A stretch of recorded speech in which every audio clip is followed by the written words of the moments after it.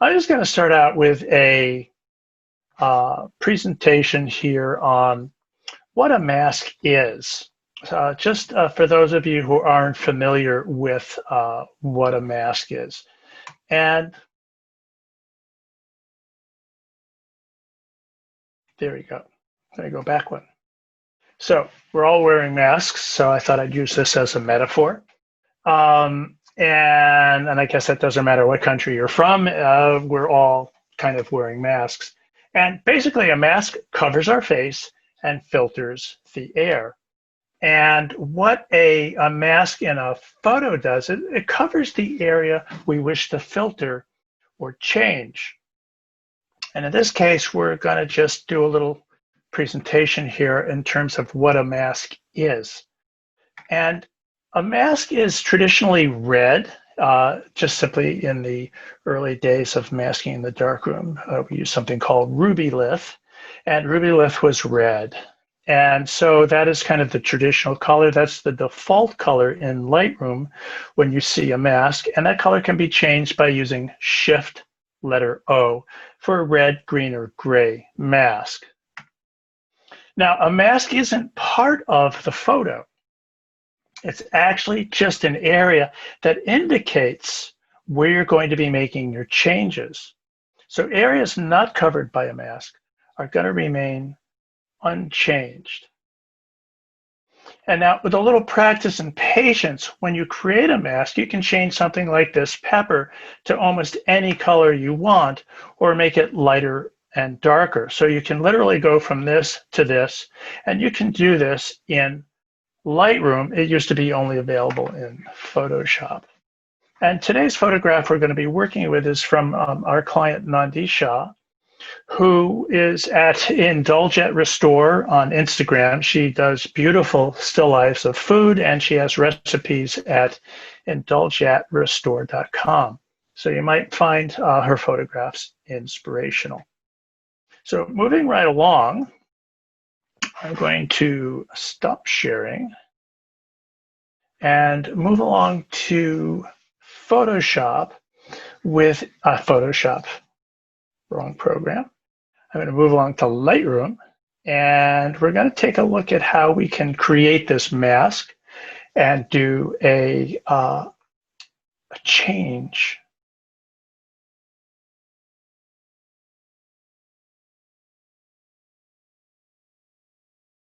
Okay, we have Lightroom up. Everybody sees that? Yeah, I can see your Lightroom. Okay, great. Let me close your window here so I can get up there. Okay, so before we get started, I just want to mention, again, if you're using an older version of Lightroom before 7.2, you're not going to be able to use or see range masking.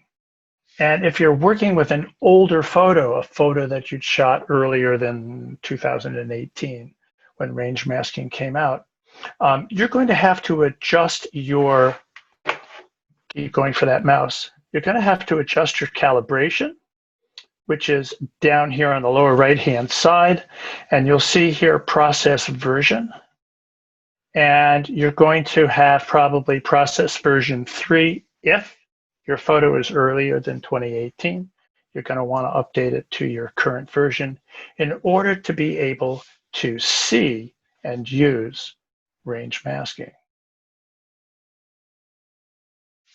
Just go here. And for this image today, I'm going to be using my radial filter, which is actually one of my favorite filters. It just kind of suits my darkroom background. And I also want to mention that distinctive colors with good color separation, like this pepper and the rice, things that have good color separation will work better with color range masking. And this picture's been developed, and we always develop our image before we go to our local adjustments, because our local adjustments happen after we do our global. We say global before local. So I want to change the color of the rice in this image, and I want to make it a little bit darker because it's too bright for this scene. So I'm going to start just by zooming in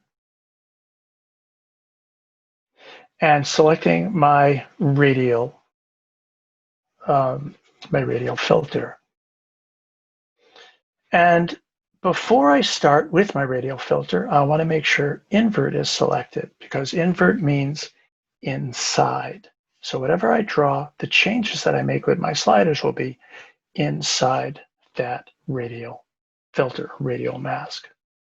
I also want to make sure that all of my sliders are at 0 or at that neutral position. And if they're not, I would double click the word effect to make all of my sliders at 0. So when I draw my radial, it doesn't change the way my picture looks. I can just concentrate on fitting the radial that I draw over the area I'm going to work with. And I'm going to click and drag up and out to cover the area that I want to work on, and that's the rice right there.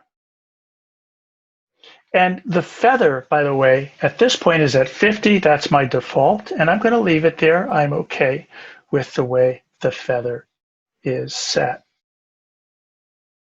And can everybody see this? Is this enough detail for everyone? I can see it, DA, and nobody said anything in chat so far. So okay, that's fine. I just want to make sure that everyone is able to see that that's a red mask here. And what I'm going to do right now is I'm going to turn that mask on down here with the show selected mask overlay, because I want to just see the area that I'm covering. And when that's selected, also let me just turn this off for a second. Once I create this radial filter here, this range mask is available. It says off, but we now have access to our range masking options. And we're going to choose color, because we want to change something that's a dominant color here, which is the yellow rice. And when we do that, this window opens up now. And you see we have range mask color, we have a slider which is grayed out, and an eyedropper so we can select the area of color that we want to work on. And I'm going to click the eyedropper, and I'm going to draw a rectangle, and that's going to cover an area of, I'm going to make sure I don't get any of the leaf in from the green. I want to just get the yellow. And that's a range of color. So that's exactly what I'm looking to do now. And when I choose that range, I don't see anything. And that's because my mask is not on.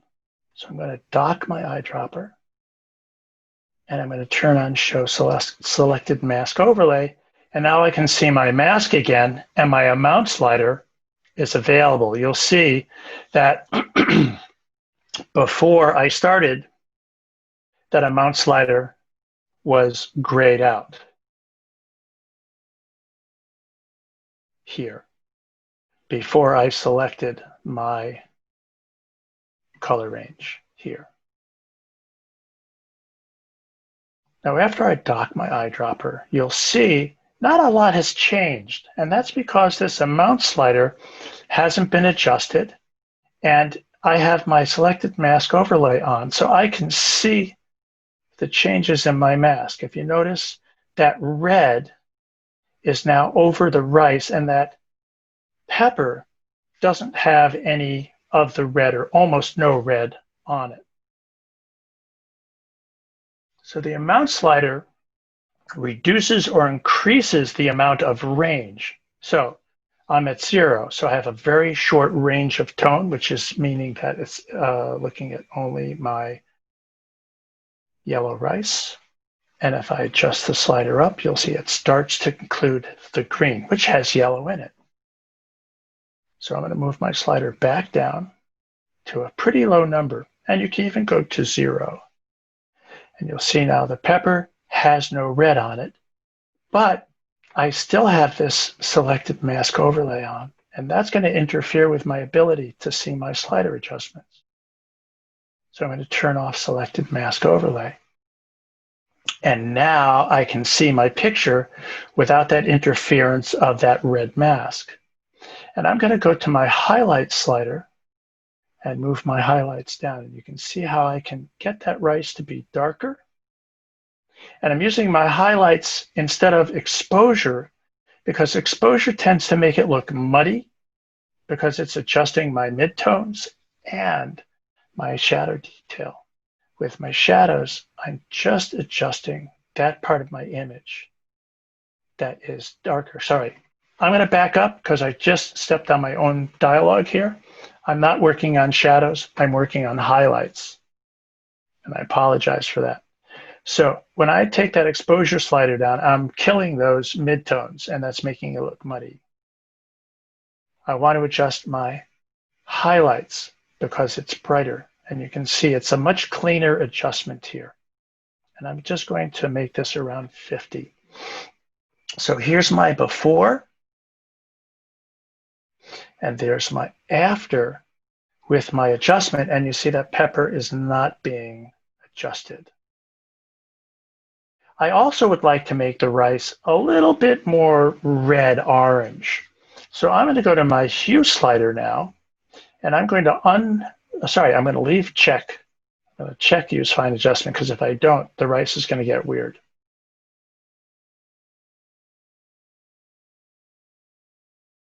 And I'm going to bring that slider slightly over to give that rice a little more red. Like that. So there's my before and there's my after. So I've made the rice a little bit more orange. And with this, I now have my before and my after with the color range. And this is the mask here. When I hover over the pin, I can get a preview of the mask just like I can by checking the selected mask overlay. And everybody can see those changes. We're okay with that.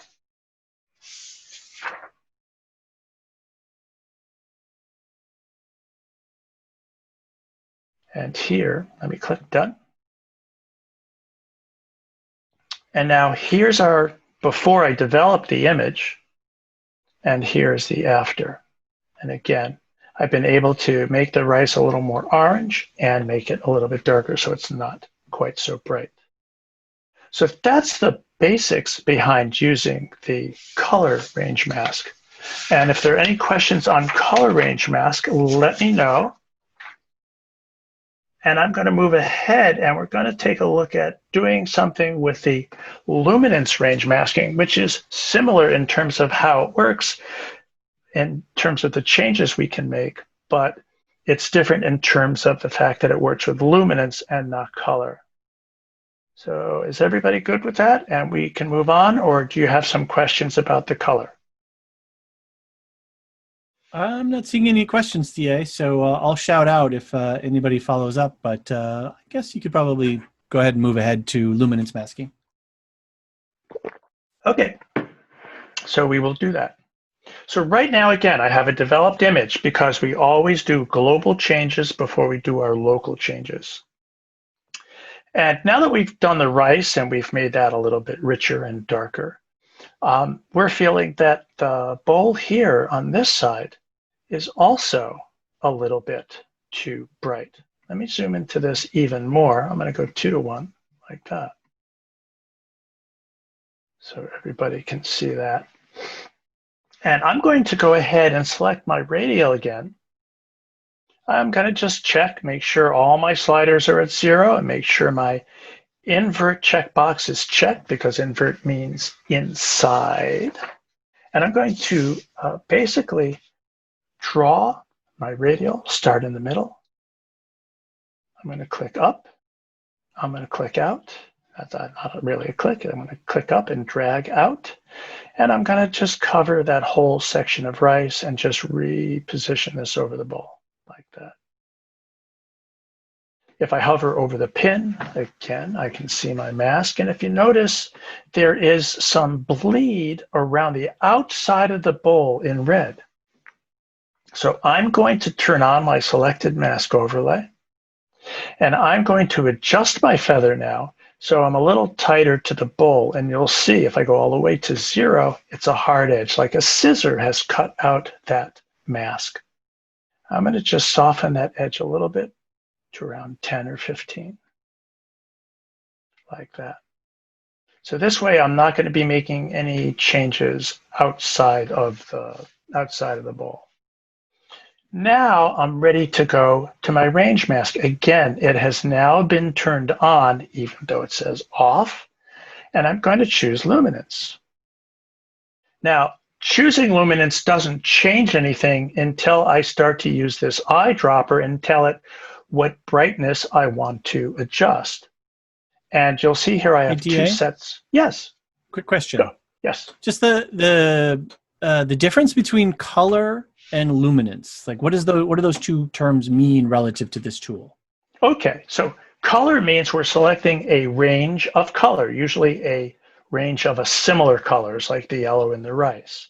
Those are what we're choosing, and that's what the mask is being created from, that particular color.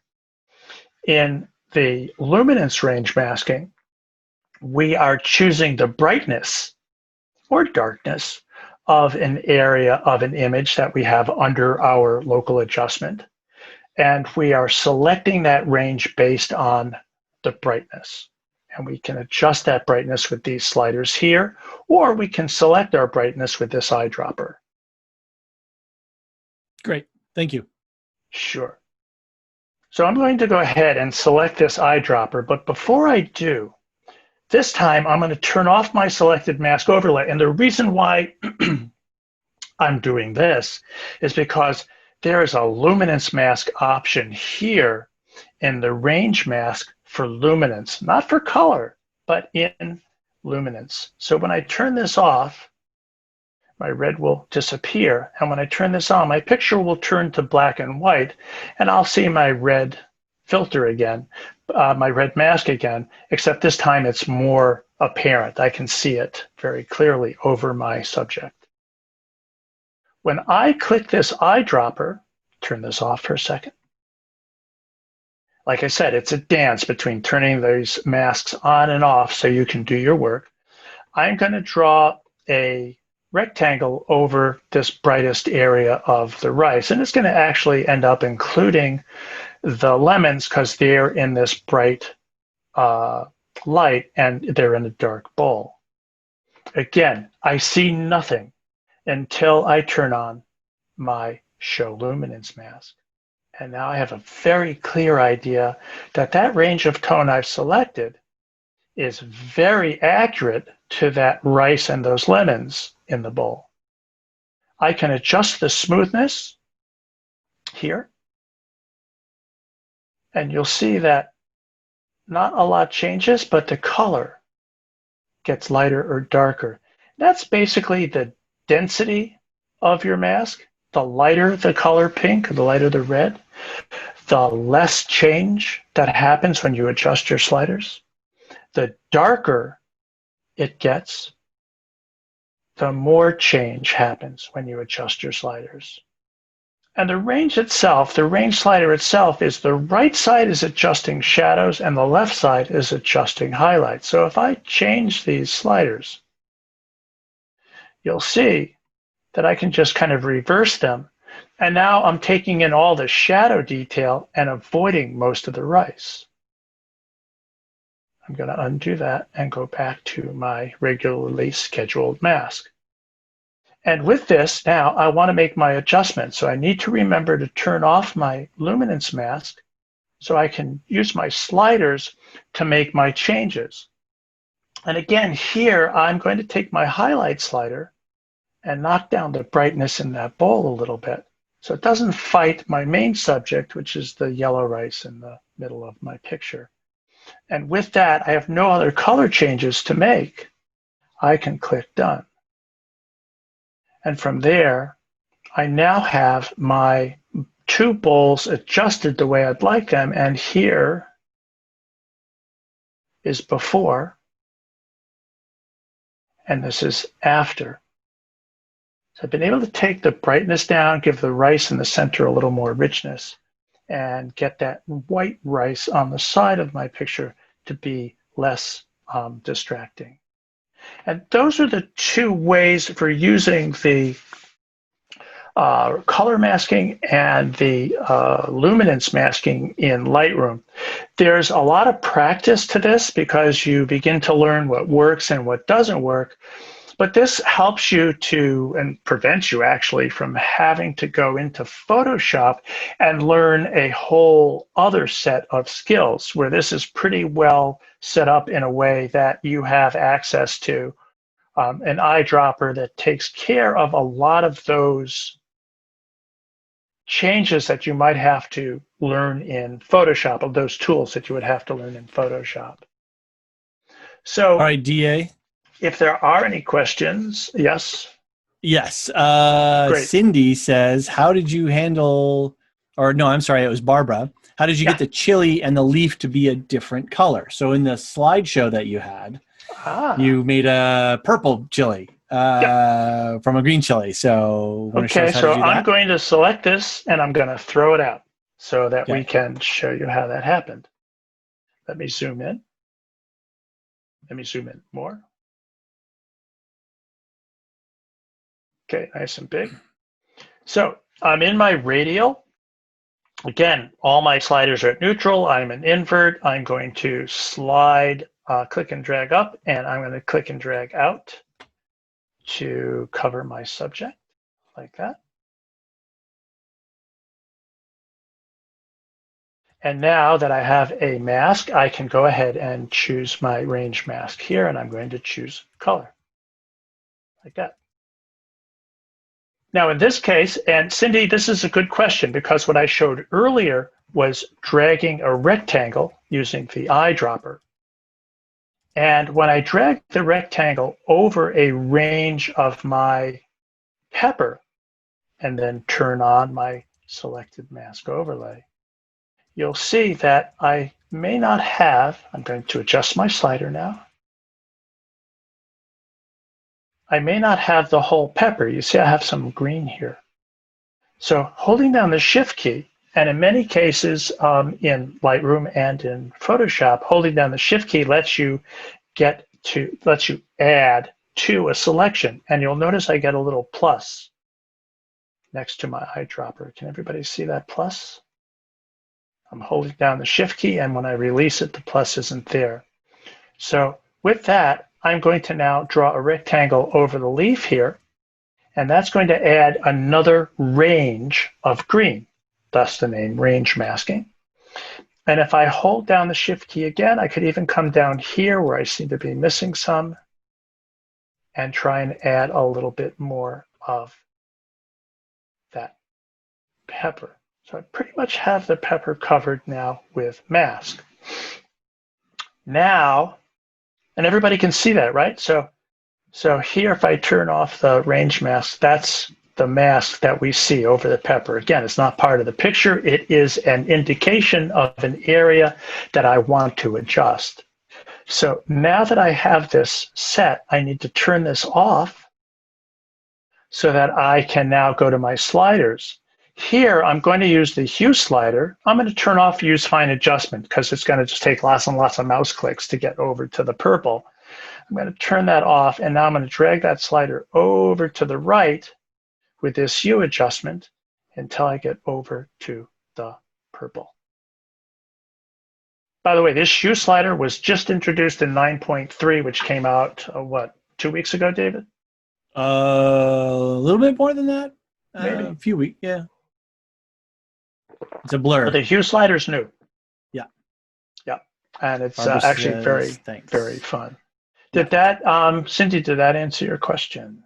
Yes, but it was Barbara's question, and it Barbara, did. And sorry. I think it also touched on what something Cindy asked, which is how do you do something that's more complicated than a simple circle? And I mentioned that, we've got the 3 tools in the local adjustment. And part of the trick in that is figuring out which tool is going to be the best tool for what it is that you want to affect. Right. And the reason why I don't use auto masking with the adjustment brush, which many of you may be familiar with, and you can take the adjustment brush and you can choose auto mask. And auto masking is fine, but it requires more handwork, more adding of brush strokes, where with the color and the luminance masking in the range masking feature, you really have a much easier time to make those kinds of very critical masks. Because when you want something this accurate, I think color range masking does a better job.